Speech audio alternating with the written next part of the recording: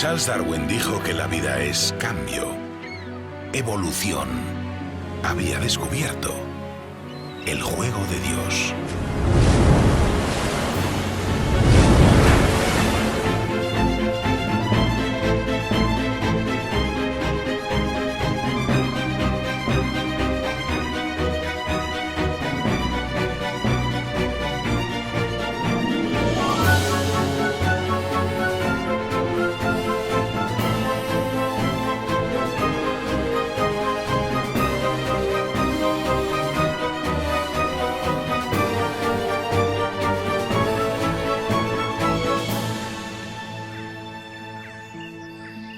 Darwin escribió un libro maravilloso al que puso por título El origen de las especies.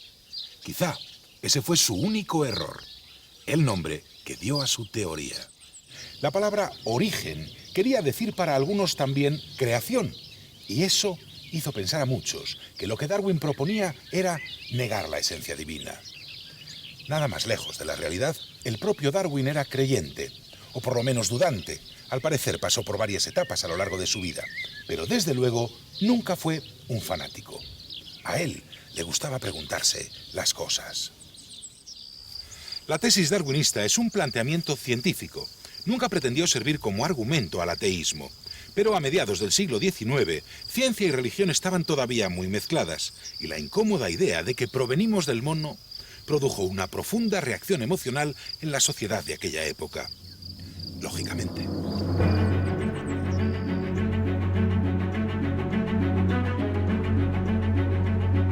En un tiempo en el que se creía aún que la edad del planeta era de unos 6.000 años, en vez de 5.000 millones, la propuesta evolucionista exigía revisar de golpe demasiadas creencias.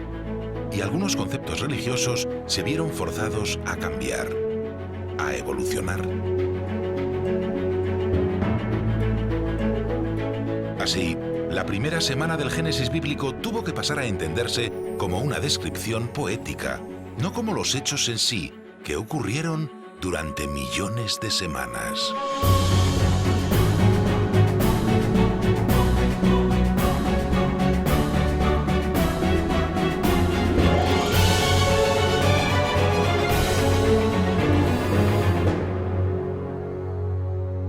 Este pequeño paso intelectual en realidad supuso una zancada de gigante para el pensamiento de 1859.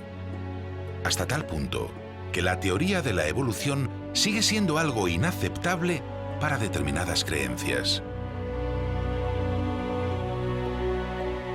Especialmente para el llamado pensamiento creacionista.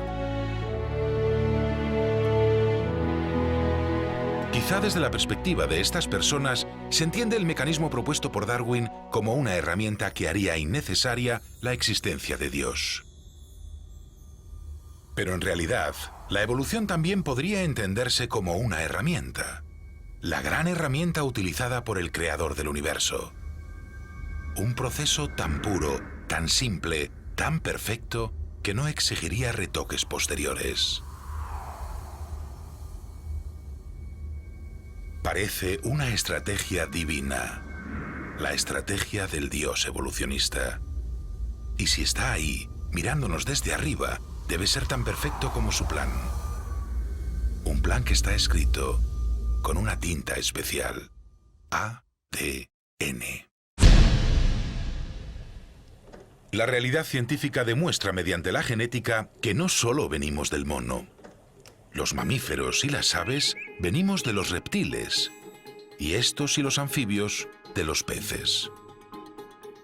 Y así hacia atrás llegaríamos a los seres unicelulares. Alguno no muy distinto a estos fue, en línea directa, el padre de toda la humanidad, el Adán más primitivo.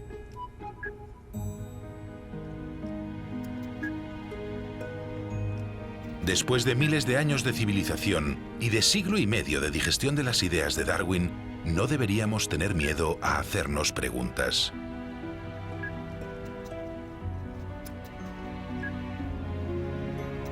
Ninguna fe debería sentirse atacada porque busquemos respuestas científicas. Al fin y al cabo, somos el Homo querens, el ser que se lo pregunta todo. más que nadie, los creyentes, deberían aceptar que hemos sido creados así. O sea, muy, muy curiosos.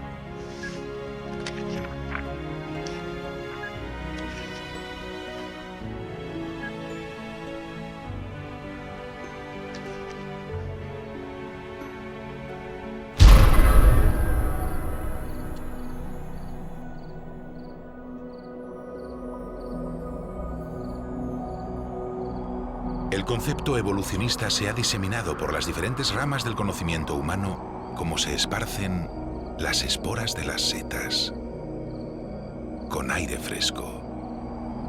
Cada nueva temporada, incontables esporas son liberadas al aire otoñal por el reino de los hongos. Durante unos pocos días, cada organismo intenta reproducirse al máximo de su capacidad. La primitiva estrategia de estos seres consiste en fabricar muchísimas posibilidades de supervivencia.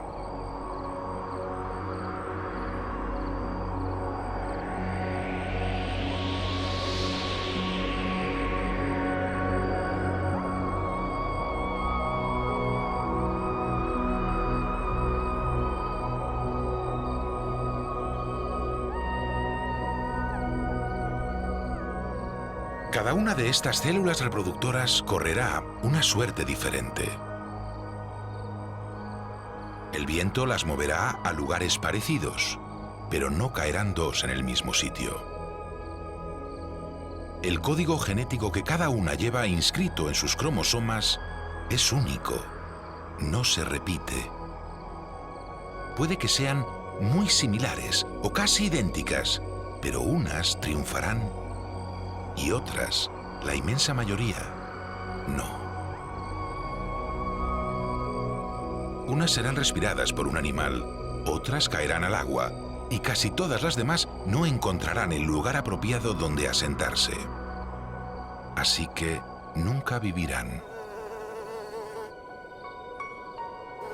Pero con suerte, una de estas esporas, quizá infinitesimalmente más esférica o más aerodinámica que las otras, pueda volar más alto con las turbulencias que generan los insectos. O será capaz de resistir mejor sin tanta humedad, como ocurre este año. Y cuando aterrice, en su lugar perfecto, con las adaptaciones ideales, crecerá y prosperará ahí donde no lo consiguieron sus hermanas. Al final, cuando le llegue el momento de reproducirse, sus propias esporas incorporarán aquellas variaciones en los cromosomas que la hicieron tener más éxito. Y su diseño mejorado tenderá a perpetuarse en este medio. Esta es la esencia de la vida cambiante que Darwin comprendió y tradujo para la humanidad.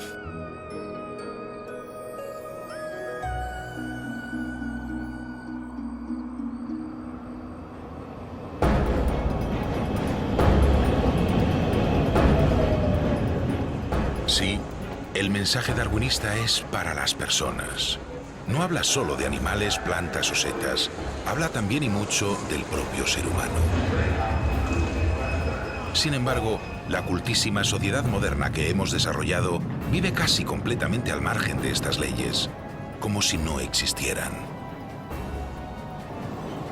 La mayoría vivimos ignorando lo que puede aportar a nuestro día a día un conocimiento más profundo del maravilloso programa evolutivo.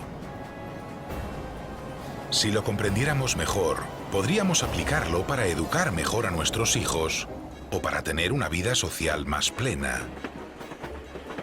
Y aquellos que creen que su origen es divino, podrían vivir mucho mejor su religión. Una religión sin magia, una religión consistente con la ciencia. Merece la pena observar la biología que nos rodea. Es la única manera de vivir en armonía con todo aquello de lo que estamos hechos. Deberíamos entender la vida salvaje, no solo admirarla y protegerla. Así que hagamos el ejercicio de aprender de la madre naturaleza una lección principal. El sexo, que no será tan malo si ha sido diseñado por él.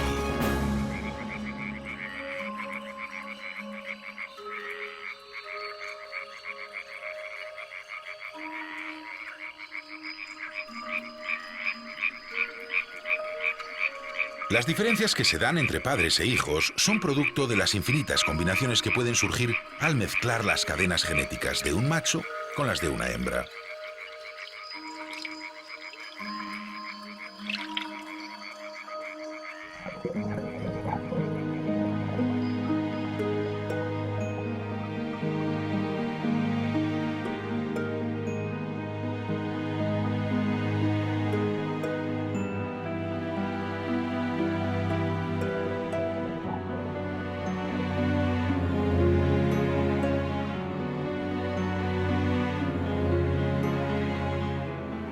Gracias al sexo, cada nuevo ser que nace es diferente a todos los demás. No se trata solo de placer, como creen algunos. El sexo es el mayor responsable de la diversidad de una especie. Y la diversidad, la variedad en los individuos, es lo que mejor puede garantizar la supervivencia cuando el entorno se vuelve hostil.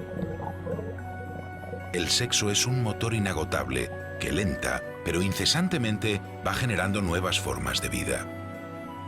Solo que, por culpa del sexo, debemos pagar un precio. Envejecer y morir.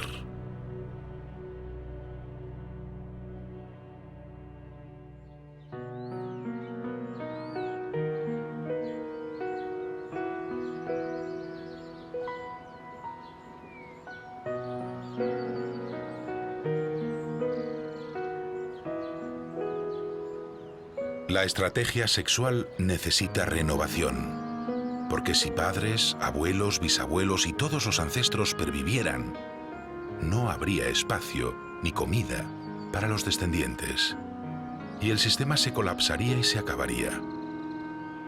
Es obligado dejar sitio a las nuevas generaciones, siempre mejoradas y siempre mejorables. Por eso, cuando llegamos a viejos, nos vamos desgastando hasta que nuestro cuerpo desaparece y su materia se recicla. Comprender la evolución podría ayudarnos hasta a aceptar mejor la muerte. Así que yo no tengo que ser cobarde tampoco. A pelear, No nos gusta, claro, pero de otro modo, si viviéramos indefinidamente, no seríamos capaces ni de disfrutar el paso del tiempo. Este no tendría ningún valor. 113.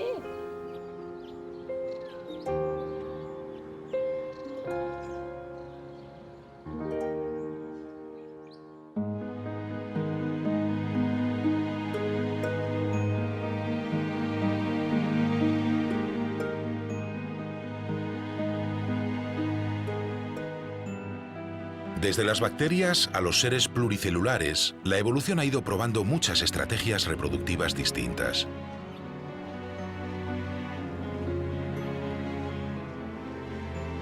Pero en las fórmulas procreadoras en las que es necesario el encuentro de lo femenino y lo masculino, en la reproducción sexual, no solo se trata de que se mezclen fortuitamente los genes. En muchos casos, entre las parejas, se tiene que producir una elección, subjetiva y crucial. Una elección que, por cierto, suele ejercer exclusivamente el género femenino, la hembra.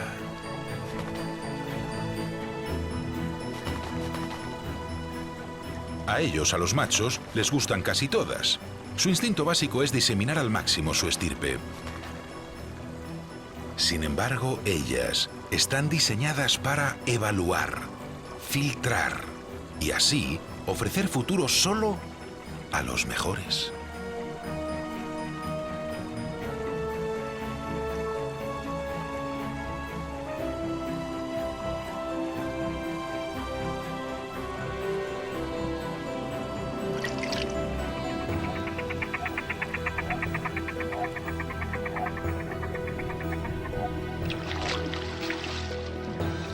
Es razonable que sea el género femenino el que ostente la responsabilidad de elegir.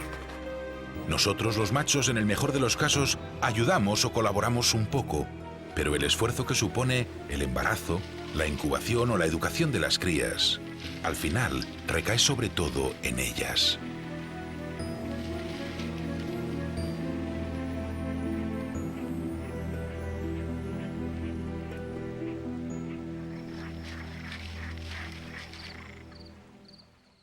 Esta tarántula está valorando si el pretendiente que se ha cruzado en su camino se merece tener hijos con ella o no.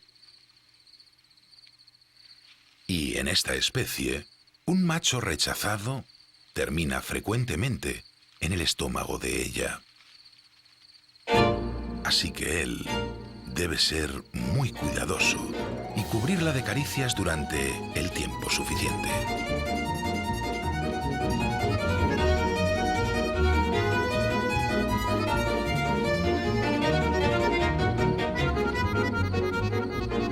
Parece que se llevan bien. Él ha resultado apto físicamente y ha sabido cortejarla. Vamos, es lo que todos entendemos por un tipo atractivo y bien educado.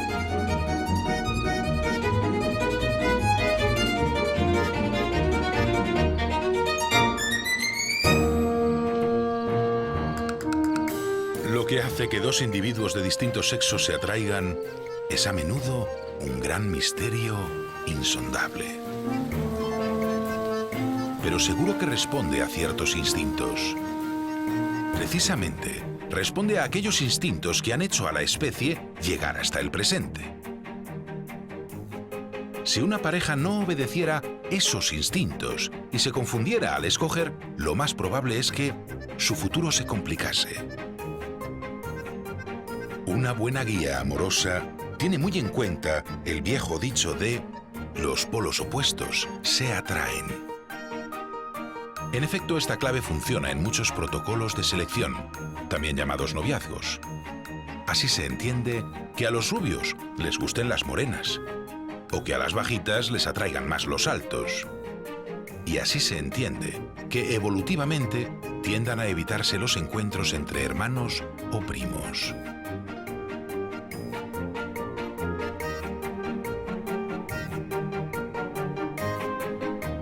Los secretos códigos inscritos en las espirales de nuestro ADN dicen que la mezcla es buena.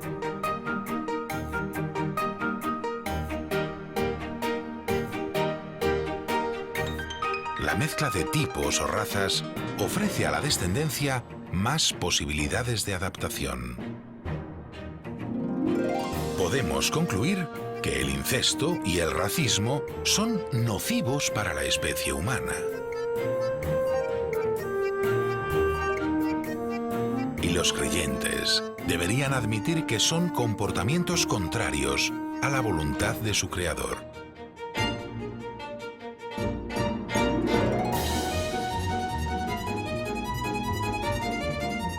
Gracias al Dios evolucionista, la atracción entre polos opuestos no es lo único que interviene en la elección de pareja. A veces, un equilibrio entre lo extraño y lo conocido es fundamental. Si solo nos atrajese lo diferente, terminaríamos intentando aparearnos con otras especies. Y esto, obviamente, no funciona. Así, entre las poblaciones que habitan en un lugar muy aislado, como esta laguna de alta montaña, se da cierto grado de endogamia. Es decir, todos están un poco emparentados. La consanguinidad en estas circunstancias podría ayudar a conseguir rápidamente las adaptaciones ideales para vivir en un sitio tan especial. Y con el paso del tiempo, poblaciones desconectadas de sus demás parientes pueden dar lugar a grandes variaciones, incluso a especies nuevas.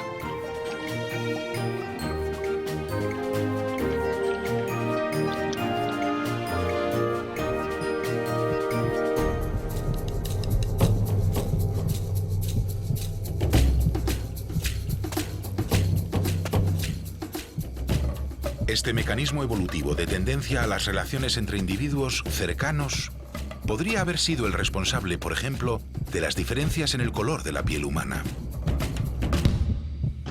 En África, donde pegan con mucha fuerza los rayos ultravioleta del sol, la gente se fue oscureciendo generación tras generación. Los que tenían la piel más oscura no sufrían cáncer de piel. Sobrevivían más y se reproducían más. Cuanta más melanina, mejor protección y más descendencia. Así que proliferaron. Lo contrario que los de piel clara. Los blancos del norte se fueron aclarando para poder aprovechar el poco sol disponible en su latitud y así conseguir fabricar suficiente vitamina D con la que mantener sus huesos bien calcificados y sin poliomielitis.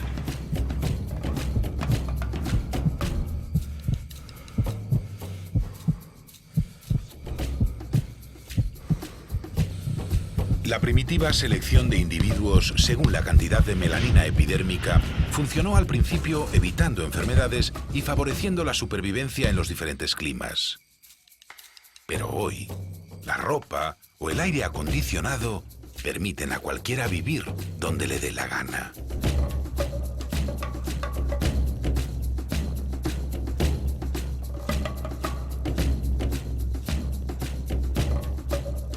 El vestido o la tecnología son parte de lo que llamamos cultura, que es, en términos evolutivos, todo aquello que no hacemos por instinto, todo aquello que tenemos que aprender.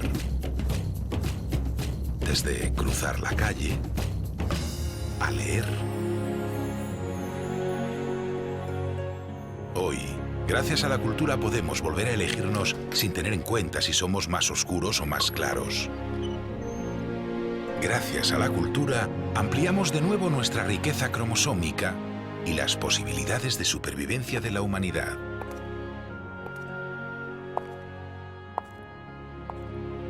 Pero la cultura no es omnipotente. Es cierto que algunos son capaces ya de reproducirse mediante probetas, pero la mayoría, si puede, aún prefiere la forma clásica. Y por eso no hemos olvidado del todo nuestro lado salvaje. Especialmente el majestuoso lado salvaje de los machos. Sabemos que las hembras eligen quién debe tener descendencia y quién no.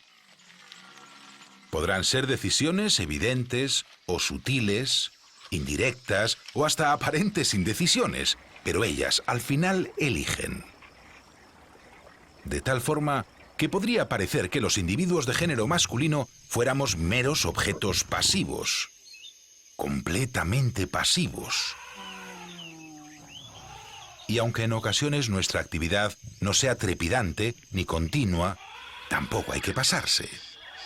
Que las técnicas que utilicemos sean básicamente presuntuosas, directas y muy simples, no quiere decir que no tengamos nuestro corazoncito. Y un cerebro que, aunque distinto al de ellas, también puede pensar como el suyo cuando es verdaderamente necesario. Lo que ocurre es que podríamos haber sobrevalorado el órgano del pensamiento.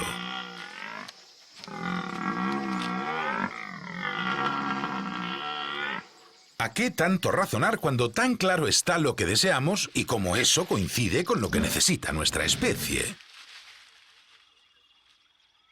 La prueba más clara de la gran implicación de los galanes en la tarea multiplicadora es que llegamos a discutir, amenazar, incluso a pelear entre congéneres, poniendo en grave peligro nuestra vida.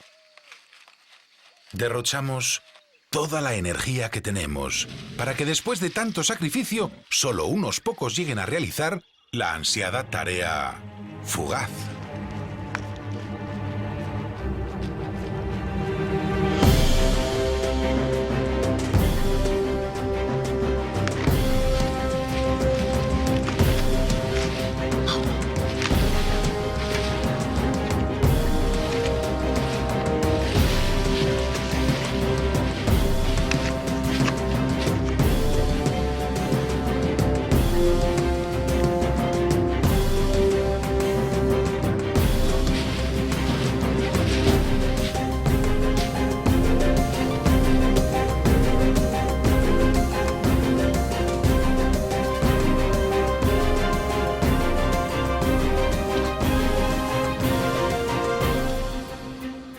Una lección fundamental del darwinismo, o del juego de Dios según se mire, es el rechazo total al machismo. Evolutivamente, todo lo que hacemos los machos está dirigido a impresionar y a cuidar a las damas. Todo en nuestra vida está hecho por y para ellas. Somos organismos dedicados por entero a las hembras. o deberíamos serlo. Los que no acepten eso serán escogidos en menor proporción y al final serán condenados a desaparecer del programa evolutivo.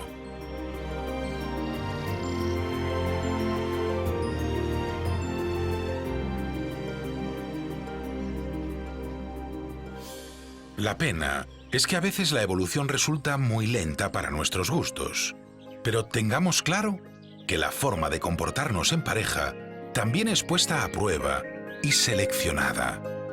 Es decir, que en función de cómo actuemos con ellas, también podremos ser desechados o escogidos.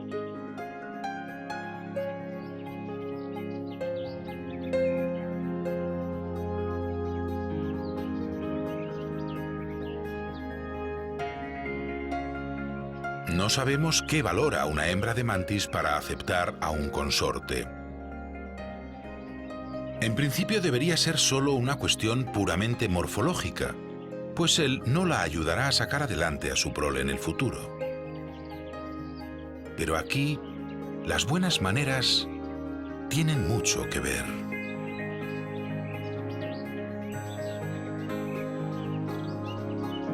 Si este ejemplar macho de mantis boxeadora no mueve bien sus manos, podría ser que la hembra se lo comiera.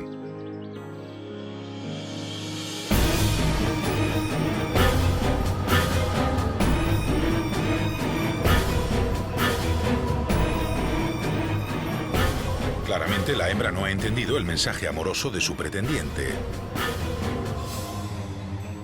Mediante esta estrategia bestial, la selección rechaza a un macho que quizá ha sido demasiado impetuoso y no ha sabido conceder tiempo suficiente a los prolegómenos. Rechaza a un individuo que no ha realizado bien su etograma, es decir, que no ha sabido acercarse, y por eso no ha sido identificado como un pretendiente. Ella le ha visto como un enemigo, o simplemente como una presa. Sus genes no se perpetuarán. El canibalismo es uno de esos puntos en los que queda más claro que los comportamientos naturales de los animales no pueden usarse para justificar comportamientos humanos. También queda claro que la evolución tiene en cuenta muchas otras cosas, además del tamaño y de la apariencia física. El comportamiento es fundamental, como también lo es la experiencia. Un comportamiento como el de remover con la pata el fondo del lago para encontrar presas no viene descrito con todo detalle en los genes de esta garza. Ciertas cosas deben ser aprendidas y otras además deben ser practicadas y perfeccionadas a lo largo de la vida. Gracias a eso, no solo los más grandes y bellos procrean. También se cotizan los mejores amantes, los buenos cazadores, los trabajadores más abnegados. Hasta los más aseados cuentan.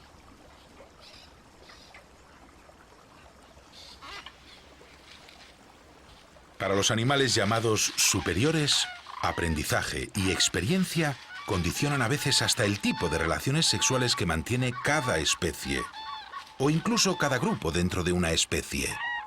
Así podemos encontrar poligamia, o monogamia, o sencillas madres solteras. Vayamos por orden de lo más simple a lo más complejo. Las serpientes, nada que ver con el demonio, podrían ilustrar el escalón más básico y primitivo. Una relación en la que apenas hay convivencia. Este ejemplar es una hembra y porta huevos fecundados en su vientre. Justo ahora busca un lugar seguro para alumbrarlos. Apenas conoció a su pareja. No tuvo mucho tiempo para intimar. Le valió un rápido vistazo para cerciorarse de que aquel cuerpazo era sin duda el de un buen cazador. Sus hijos, por tanto, podrían llegar a convertirse en buenos depredadores. La serpiente sabía que no podía contar con él para nada más, así que nada más le importó. Y no se volverían a encontrar. El cómodo planteamiento de soltería afronta no obstante ciertos riesgos. De tal modo que las serpientes, para garantizar su linaje, han de tener muchos hijos. Algunas ponen cada año medio centenar de huevos. Y solo se aparean una vez cada temporada.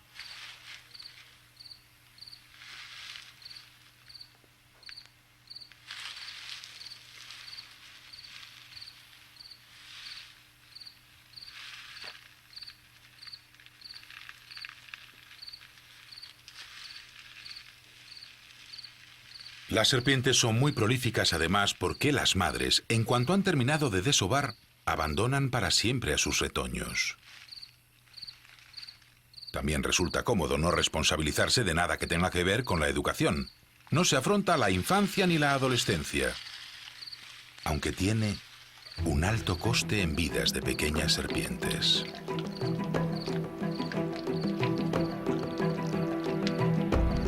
Estas tendrán que apañarse solo con su instinto, y la mayoría no superará el primer año de vida.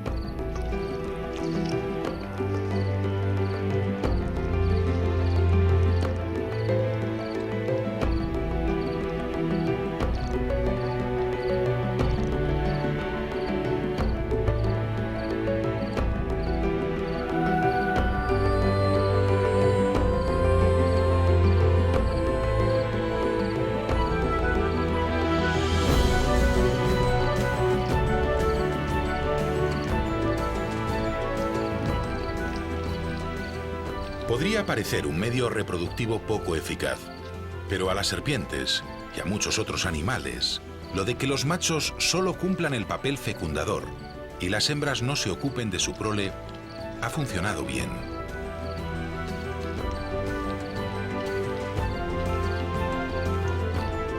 Claro que el cerebro de estos brutos no está pensado para establecer relaciones duraderas.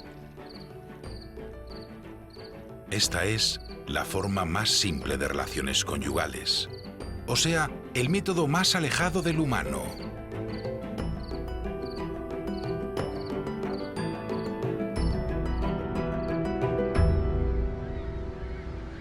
Seguramente sea entre las gaviotas donde mejor podamos ver semejanzas con nuestra forma de vida, y de donde, por tanto, podamos sacar más conclusiones de la lección evolucionista. Como nosotros, las gaviotas viven juntas en grandes números. Como nosotros, deben salir cada mañana en busca de alimento y pelearse con sus compañeras de grupo por cada pedazo de comida.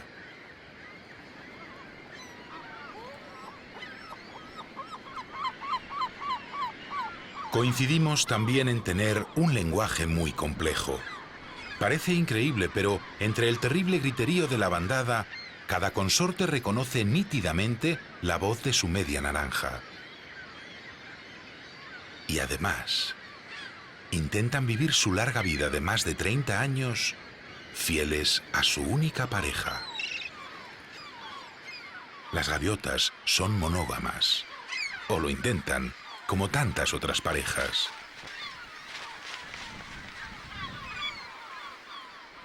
Las gaviotas pasan la mayor parte del año de manera muy tranquila, preocupadas exclusivamente por llenar el buche y asearse. Su convivencia marital se complica solo cuando entran en celo y se alteran las hormonas. Entonces es cuando tienen que anidar y sacar adelante la pollada.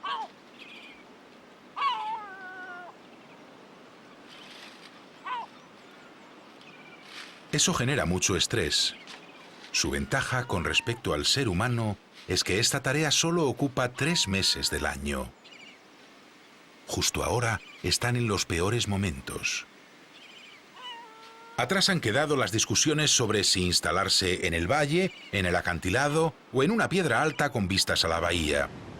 Y también han superado la fase sexual y las riñas por cuánto incubas tú o cuánto incubo yo. Los huevos acaban de eclosionar. Ahora, el tiempo apremia como nunca. Ya no solo hay que satisfacer el propio estómago. Los pequeños tienen un hambre voraz y no paran de piar reclamando atenciones.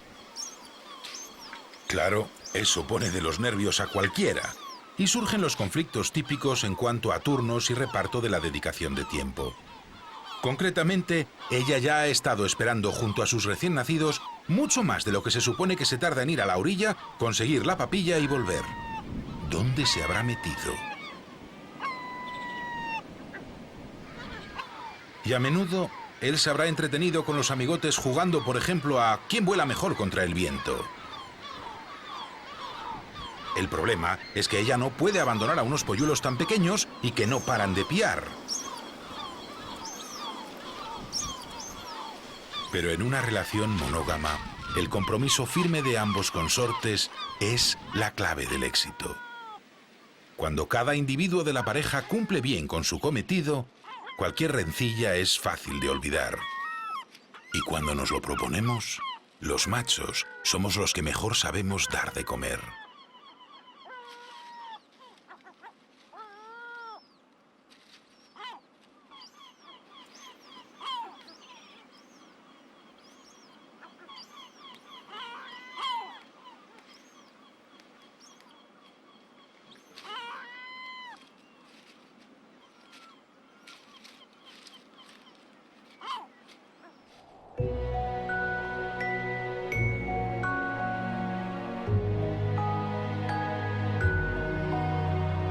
La perfección en los métodos de reproducción parecería conducir irremediablemente al crecimiento demográfico ilimitado. Y en efecto, cada individuo y cada especie animal o vegetal busca propagarse al máximo de sus posibilidades, de tal forma que se genera una lucha continua entre todos los seres vivos.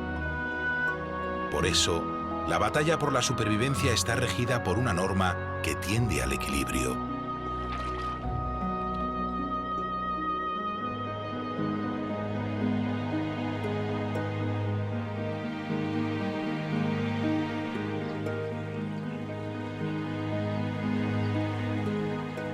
Cuando hay exceso de ejemplares de una especie, o bien escasea para ellos el alimento o el espacio disponible, o bien proliferan sus depredadores, sus parásitos o sus enfermedades. Y los números vuelven a normalizarse.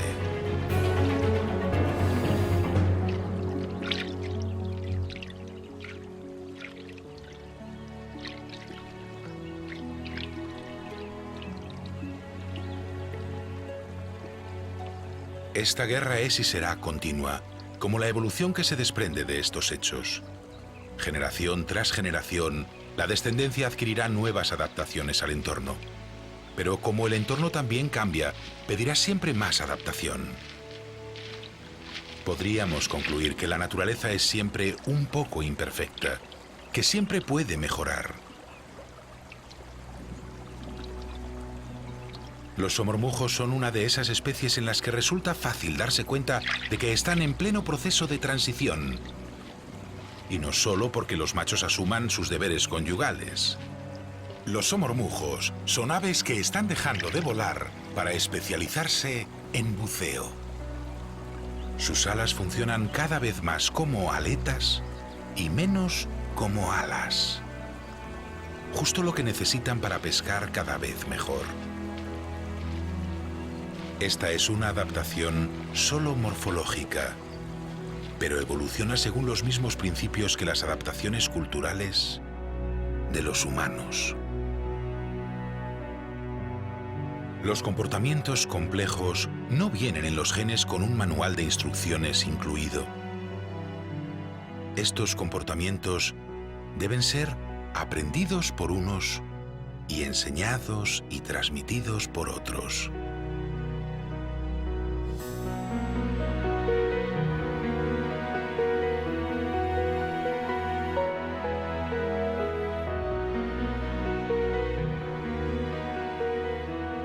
Debemos comprender que para nosotros, los animales más desarrollados intelectualmente, existe hoy, más que una selección biológica, una selección cultural.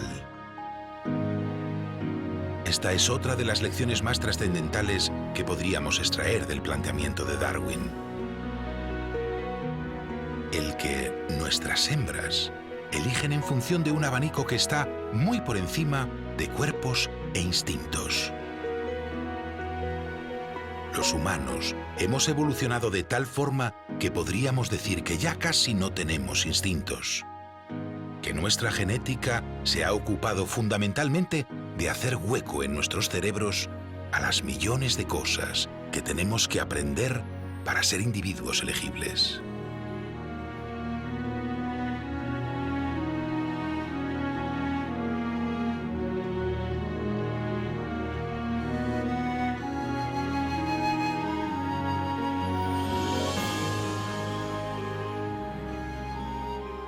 De hecho, somos tan poco instintivos que si no observáramos a otros ponerse de pie, ni siquiera aprenderíamos a caminar erguidos.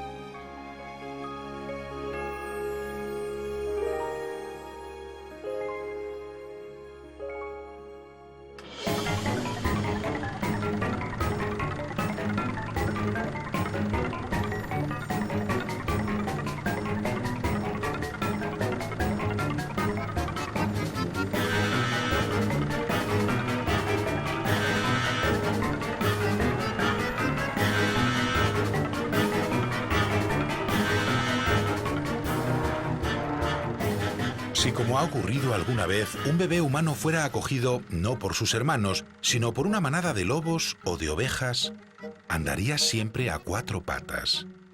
Y su inteligencia se atrofiaría, dado que sus manos no le ofrecerían estímulos para el aprendizaje. Ese pequeño hombre balaría o aullaría según el caso, pero no podría pensar si nadie le enseñase el lenguaje.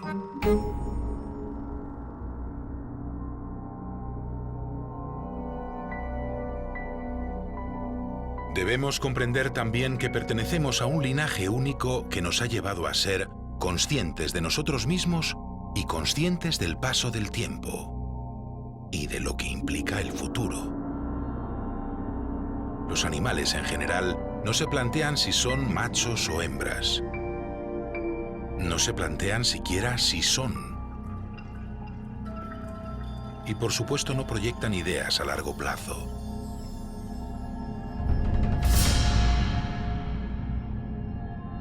Los demás seres vivos no lo necesitan.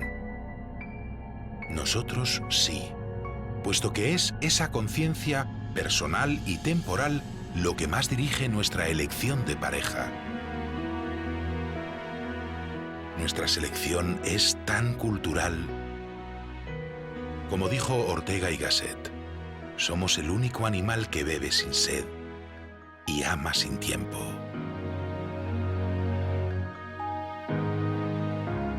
Nuestra cultura está basada en gran medida en conocimientos que almacenamos en un portentoso cerebro que al parecer tiene mucho espacio libre.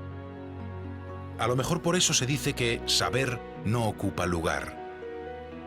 Y como estamos pensados para saber mucho, el saber no puede ser malo. Solo la ausencia de saber es mala. Quien no está seguro de eso y niega la cultura y el conocimiento, incluso el aprendizaje de la lectura a otros, debe hacerlo por miedo a que pensando, todos los congéneres de su alrededor se hagan más libres y opten por rechazar su autoridad.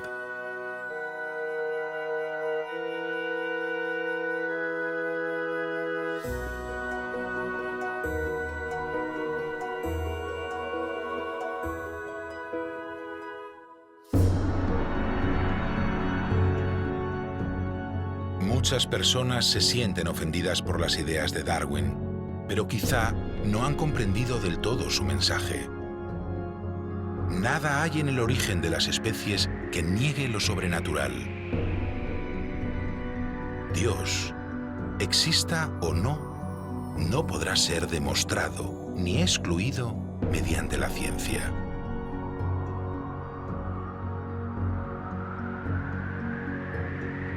Si existe, será todopoderoso y parece que tiene buenas razones para permanecer como un misterio.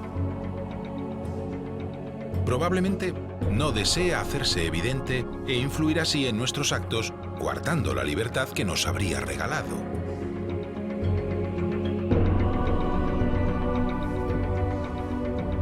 Y si no existe, nuestra visión del universo, limitada al tiempo de nuestro Big Bang, nunca nos revelará el principio del principio.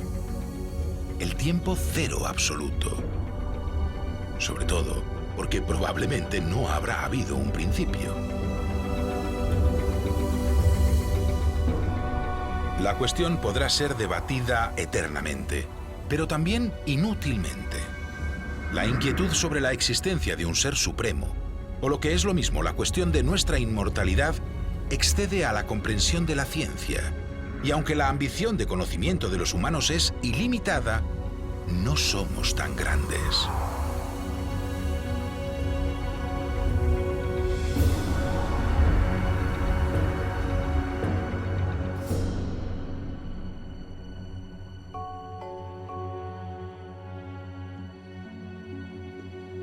El proceso evolutivo no aclara si nuestro origen es divino o azaroso, pero nos ofrece algunas respuestas de cómo estamos hechos y de los fascinantes pasos biológicos que ha dado la vida para llegar a lo que hoy somos. Mas, si la teoría evolutiva ha sido motivo de discordia porque plantea el pasado del que venimos, aún va a resultar mucho más inquietante cuando la miremos hacia adelante.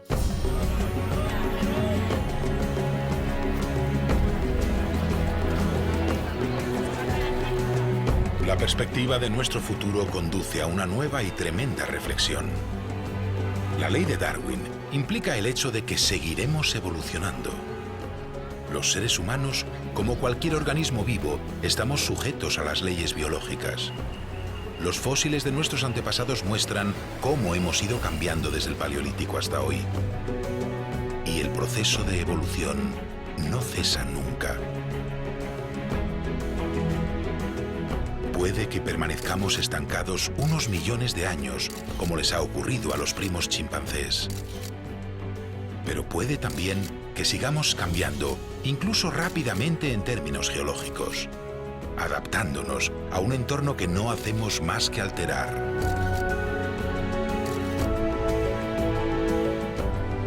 ¿Perderemos nuestras muelas del juicio para que se agrande aún más nuestro cráneo? ¿O nos haremos telepáticos? ¿Cambiaremos tanto como para que surja una nueva especie de Homo lo que sea? ¿O desapareceremos?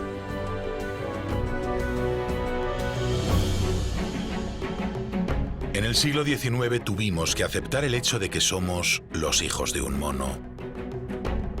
Hoy nos toca asumir que algún día podríamos convertirnos en padres de otras especies de homínidos, incluso más inteligentes que nosotros.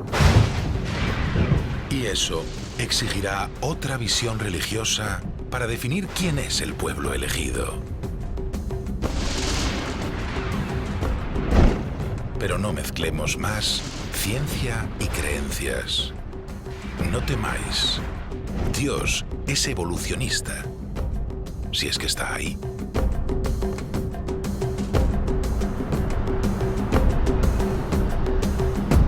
Cambiaremos o desapareceremos del planeta, como ha ocurrido con los 1.000 millones de especies de animales y plantas que nos han precedido en el tiempo.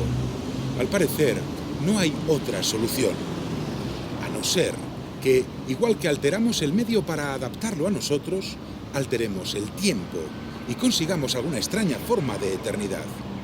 Pero no lo creo. Ojalá haya en nosotros algo de sobrenatural. De otro modo, a la vida solo le quedan dos opciones: evolución o extinción.